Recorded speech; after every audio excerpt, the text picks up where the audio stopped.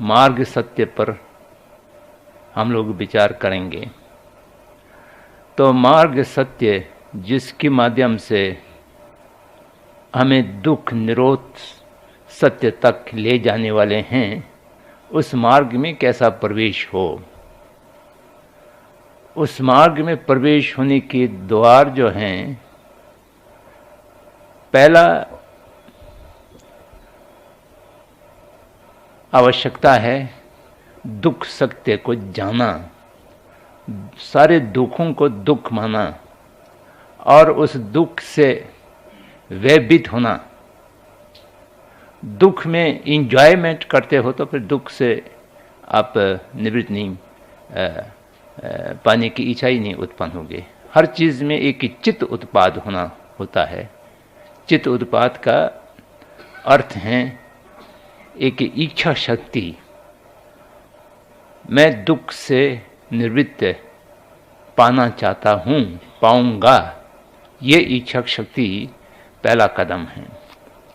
और वह इच्छा शक्ति जो है द्वेष उत्पन्न होता है। दुख अच्छा नहीं लगता है तो दुख आने वाले हैं तो आपको दुख का भय होगा।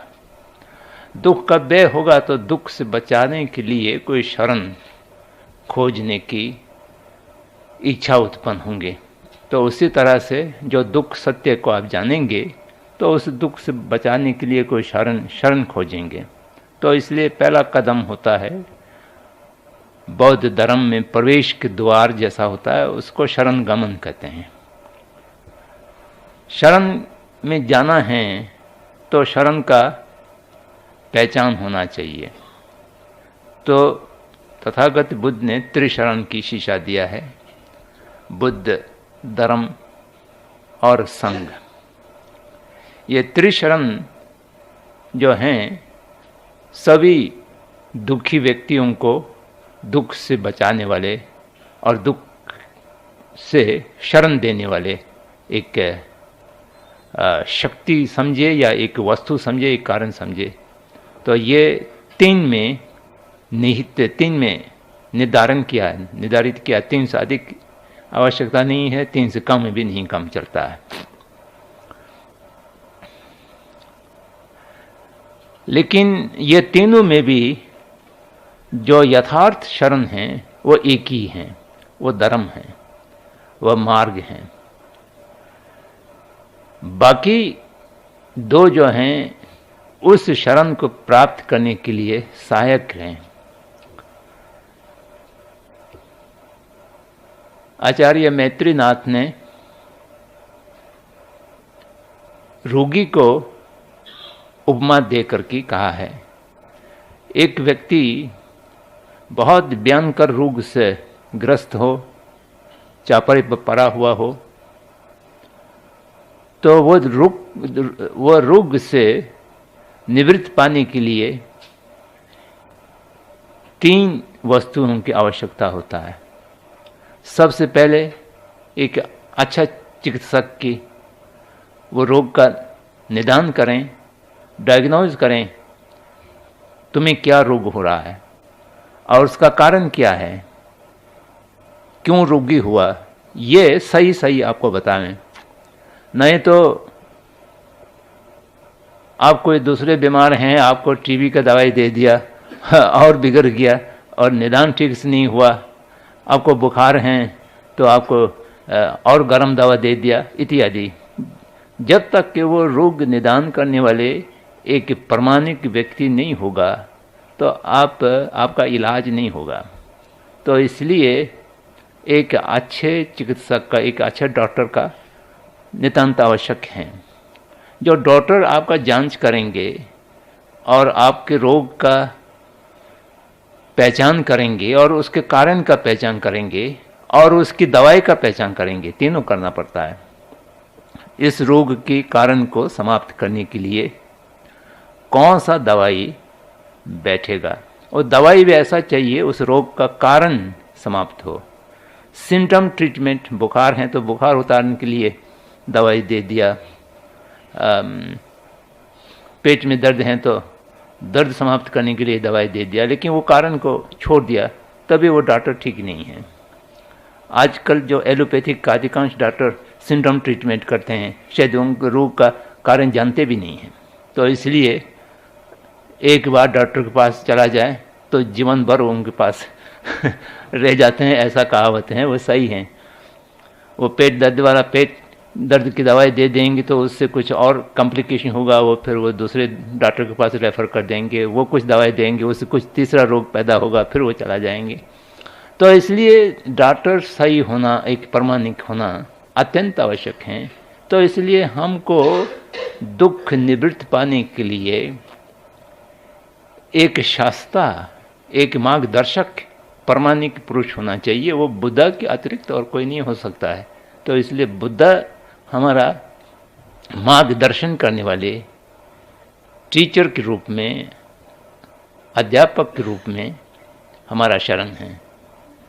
लेकिन बुद्धा केवल आपको ये बताएगा कि तुम्हारा दुख क्या है और उस दुख का कारण क्या है और उस दुख कारण से कैसा निवृत्ति पा सकते हैं, ये बताएंगे।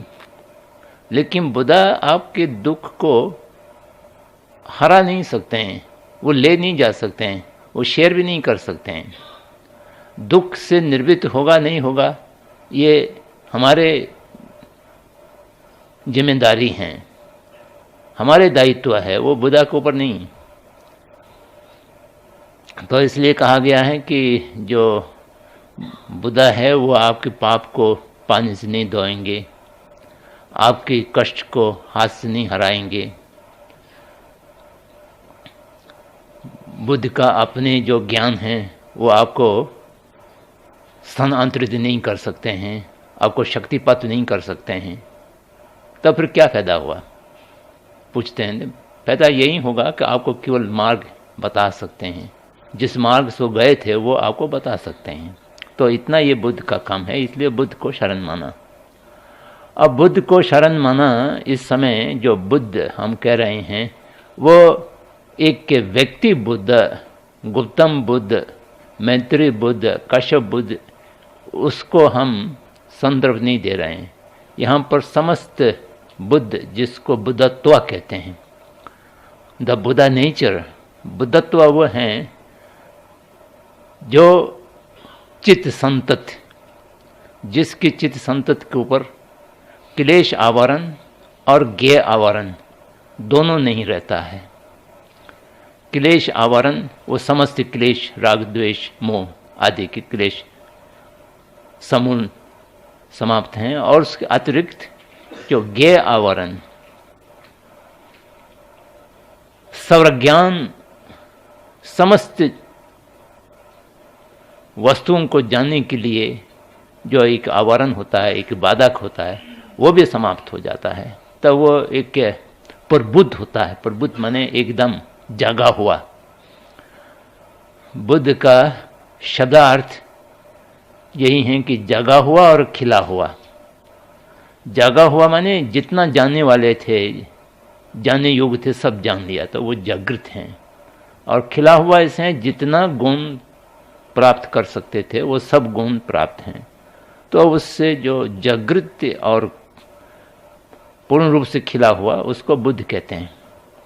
तो उस तरह की जो बुद्ध नेचर हैं, जो हमारा रोग और रोग का कारण, हमारा दुख और दुख का कारण साक्षात जानते हैं, हमको बता सकते हैं, वो बुद्ध हैं। तो उसकी शरण में जाना है, लेकिन शरण में ऐसा जाना है जैसा एक रोगी डॉक्टर के पास जाते हैं। आप डॉक्टर ने आपका रोग का पहचान कर लिया, डायग्नोसिस कर दिया, दवाई का भी पहचान कर दिया, और ये भी बता दिया कि इसमें 3 बार लेना है या 4 बार लेना है, और अमुक अनुपान के साथ लेना है, शहद के साथ लेना है या पानी के साथ लेना है, चबाकर खाना है या नहीं चबाकर खाना है, ये सब बता दिया और दवाई का लिख दिया। अब उसके बाद डॉक्टर तो चले गए। तो अब आपको क्या करना है? आपको करना है दवाई खरीदना है, उसको जैसा डॉक्टर ने कहा उस तरह से खाना है। और डॉक्टर ने ये मत करो, ये मत खाओ, ये खाओ, ऐसा करो, वो सब करना है। अगर नहीं करेगा, डॉक्टर की प्रिस्क्रिप्शन को आप पढ़ते रहेंगे, एक गोली सुबह खाना, एक गोली दोपहर को खाना, एक गोली शाम को खाना और अमुक गोली खाना, उसको पढ़ते रहेंगे तो आप और रोग बिगड़ जाएगा, उससे कुछ नहीं होगा। और आप ये भी कहते हैं डॉक्टर बहुत अच्छा है, उसने बहुत अच्छा रोग निदान किया, बड़ा सज्जन आदमी थे, ये कहने से भी आपका रोग नहीं दूर होगा। भगवान बुद्ध बहुत महापुरुष था, वो 32 पुरुष लक्षण से युक्त थे और ये था वो था, उन्होंने हमको ये बता दिया कि हमें अविद्या है और राग है, द्वेष है, उससे तुम दुखी हो। ये कहते रहने पर भी आपका कुछ नहीं होगा। तो बुद्ध ने जो मार्ग दर्शाया, उस मार्ग में स्वयं चलना, ये बौद्ध धर्म का विशेषता समझिए या कमजोरी समझिए। मनुष्य को अपने सारे दायित्व दे दिया है। एक मेरा मित्र लामा जी 1960 में ईसाई बन गए और वो ईसाई बनने के बाद बहुत सा चर्चा हुआ कि पैसा के लिए बन गया, अमुक के लिए बन गया। लेकिन एक दिन आकस्मिक रूप से वो मुझे मिला, तो मोनास्ट्री में हम लोग मित्रता थे, तो कहा कि तुम मेरे पास आओ चाय पीने के लिए। फिर मैं गए चाय पीने के लिए, तो पूछा कि आपको तो पता चला होगा कि मैं ईसाई हो गया हूँ। मैंने कहा हाँ बिल्कुल पता चला, सब लोग उनको जानकारी है आप ईसाई हो गए हैं। तो हमसे पूछने लगा कि बताओ मैं क्यों ईसाई हुआ हूँ। तो मैंने कहा कि आपने हमसे पूछ कर तो हुआ नहीं, तो मैं क्या जानूँ आप क्यों ईसाई हुए होगे, कोई कारण रहा होगा, हो गया है। तो उन्होंने कहा कि नहीं, मैं आपको बताना चाहता हूँ, बाकी लोगों को बताने से कोई लाभ नहीं है, लेकिन आप एक तो जानकारी रखते हैं, एक तो हम लोग मित्र हैं, तो मैं आपको बताना चाहता हूँ। मैंने कहा बताइए। कहते हैं देखो हम बहुत कमज़ोर आदमी हैं, अपने से कुछ होता नहीं है, और बुद्ध धर्म में सारा जिम्मेदारी अपने ऊपर डाल देते हैं। भगवान बुद्ध तो कुछ करते नहीं हैं केवल यही बताते हैं कि ये करो ये मत करो। अगर हम ऐसा सक्षम होता, जैसा बुद्ध ने कहा वैसा करने के सक्षम होता, तो हम बुद्ध बने रहते हैं। लेकिन हम इतना कमज़ोर हैं कि जैसा बुद्ध ने बताया, शील पालन करो, समाधि लगाओ, प्रज्ञा जागरण करो, ये कहाँ होता है, ये हमसे नहीं होता है। तो इसलिए मैं बहुत चिंतित था कि क्या करूं। तब मुझे पता लगा कि ईसाई में अपने को कुछ नहीं करना होता है बस जिस क्राइस्ट पर आप विश्वास रखो, उनकी समर्पित हो जाओ, तो पाप करेगा तो वो अपना जिम्मेदारी लेंगे। केवल आपको एक बता देना है, कन्फेस करना है, तो कोई पाप हो गया वो तो होता रहता है, रोज होता रहता है। संडे को गया और फादर से बता दिया कि हमने ये पाप किया, वो कहते हैं जिससे क्राइस्ट आपका पाप को धो देंगे। तो हम जैसे कमज़ोर लोगों के लिए ये बहुत सही रहता है, तो मैं ईसाई हो गया तो मुझे हंसी भी आए और तरस भी आया कि सचमुच वो कमज़ोर, वास्तव में कमज़ोर आदमी था। तो ये और मुझे ये बुद्ध धर्म का जो विशेषता कहें या कमजोरी कहें, हम अपने दायित्व को ना तो ईश्वर पर छोड़ सकते हैं, ना क्राइस्ट पर छोड़ सकता है, ना बुद्ध पर छोड़ सकता है। हमने पाप किया है तो उसका फल कोई देने वाला नहीं है, ना कि रोकने वाला भी नहीं है। हमने पाप कर दिया और जाकर किसी कह दिया कि मैंने पाप किया है, तो वो ठीक है, कोई बात नहीं, मैं उसका फल ले लेता हूँ, ऐसा कहने वाला कोई नहीं है। उसका सारा परिशोधन अपने को करना होगा। तो इसलिए मनुष्य प्रधान है, मनुष्य करता है, मनुष्य डरता है, अगर आप चाहें तो बुद्धत्व आप प्राप्त कर सकते हैं, अगर आप चाहें तो नरक में जा सकते हैं। जो कुछ करना धरना है वो मनुष्य के अपने हाथ में है। ये इसलिए शरण भी केवल धर्म ही है। बुद्ध आपका सही शरण नहीं है, संघ आपका सही शरण नहीं है, केवल धर्म ही आपका शरण है। तो एकमात्र शरण जो है वो धर्म है, मार्ग है।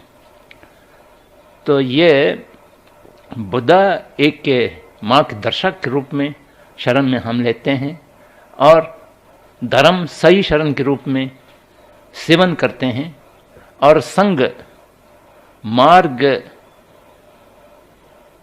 प्रवेश और मार्ग में जाते समय एक सहायक चाहिए, संग चाहिए, उसके लिए संग आपका शरण है। जैसा किस डॉक्टर ने आपको दवाई बता दिया और आप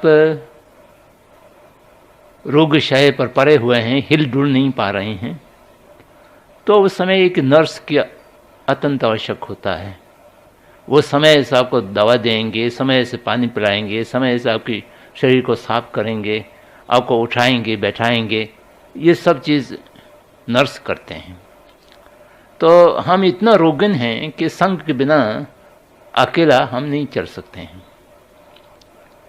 कुछ ऐसा लोग होता है जिसको प्रत्येक बुद्ध हम लोग कहते हैं। प्रत्येक बुद्ध जो है वो बिना संग के अपना आप कुछ करते रहते हैं, वो उसको खटकवत प्रत्येक बुद्ध भी कहते हैं वो।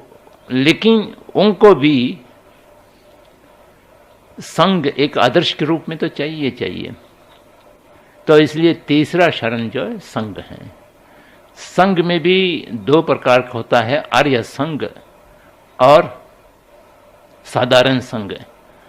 आर्य संग उसको कहते हैं जो आर्य मार्ग, दर्शन मार्ग प्राप्त हुए जो व्यक्ति हैं, जिन लोगों ने अविद्या के प्राण करना, अविद्या को समाप्त करना प्रारंभ कर दिया है, जो मार्ग सत्य को, यथार्थ को साक्षात्कार कर लिया है, उन लोगों को आर्य पुद्गल कहते, आया पुरुष कहते हैं। उस तरह के आया पुरुष एक को भी हम संघ कहते हैं। और जो साधारण हैं प्रवृत्त लोग, जो भिक्षु संघ जिसको कहते हैं, भिक्षु संघ, 4 भिक्षु इकट्ठे हो जाए तो एक संघ होता है, और 5 भिक्षु इकट्ठे हो तो वो सचमुच संघ, जिसमें संघ कर्म उत्पन्न कर सकता है, उसको भी संघ कहते हैं। तो वो भी हमारा शरण है। तो आप दुख से पीड़ित हैं, दुख निवृत्त चाहते हैं, तो पहले बुद्ध की शरण में जाइए, जिससे आपका दुख कारण मालूम हो सकें, और फिर धर्म के शरण में जाइए, उसको सेवन करके दुख का कारण को समाप्त कर सकें, और फिर संघ की शरण में जाइए, जो आप मार्ग अभ्यास करने में आपके साथ एक सहयोग के रूप में, एक आदर्श के रूप में, एक बीच बीच में सहायता करने वाले के रूप में। हम कहीं कठिन मार्ग में दूर जाते हैं तो समूह में जाने का प्रयास करते हैं ना। अच्छा, दूर जाना है तो 4-5 आदमी इकट्ठे जाएंगे तो सरलता से मार्ग कट जाएगा। तो उसी तरह से धर्म के मार्ग में जाने पर भी संघ की आवश्यकता होता है। तो ये 3 शरण हमारे शरण के रूप में स्वीकार करके उनकी शरण में जाना, ये बुद्ध धर्म में या बुद्ध मार्ग में प्रवेश होने का प्रारंभ है।